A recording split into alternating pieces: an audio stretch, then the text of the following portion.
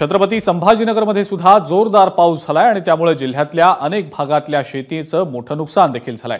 सोयाबीनचं पीक पाण्यात गेलंय, शेतात गुडघाभर पाणी साचलंय, ज्यामुळे शेतकऱ्यांची आता मेहनत पाण्यात गेलेली आहे। या सगळ्याचा आढावा घेतलाय आमचे प्रतिनिधी कृष्णा केंडे यांनी। पाहूया।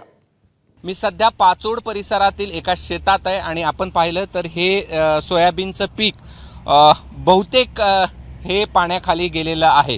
हे काही एखाद्या शेताचा भाग नाहीये, तर तुमची नजर जिथपर्यंत पोहोचेल तिथपर्यंत हे तुम्हाला या ठिकाणी पाणी पाहता येईल। आता हे जर 1-2 दिवस पीक अशाच पद्धतीचं पाण्यात राहिलं तर हे जे हिरवगार दिसणारं पीक आहे हे पिवळं पडलेलं असेल आणि आता भर शेंगा ज्यावेळेस याला लागायच्या त्याच वेळी हे पीक पुन्हा पाण्यात गेलंय। मला सांगा किती नुकसान झालंय आणि सध्याची स्थिती काय आहे पिकांची?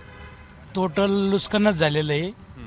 आता पाणी जवळ होणार नाही तोवर तर नुकसानच आहे। ज्यावेळेस पाणी कमी होईल ते पुढं राहील तर ते तेवढंच येणार, बाकी काही येणार नाही। बरं, आता शेंगा लागल्या असत्या पण त्यावर पाणी फिरलं। शेंगा लागल्याच आहे काय साहेब, शेंगा लागलेल्याच पण आता ते पाणी असल्यामुळे ते हेच होणार।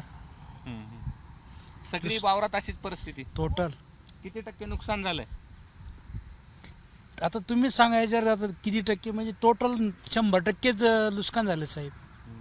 ते टक्केवारी काढून काय 1% म्हणतो, मला म्हणतो 90% झालं, 80% झालं, 100% पीक पाण्यातच कस काय त्याच्या सगळी मेहनत पाण्यात गेली साहेब।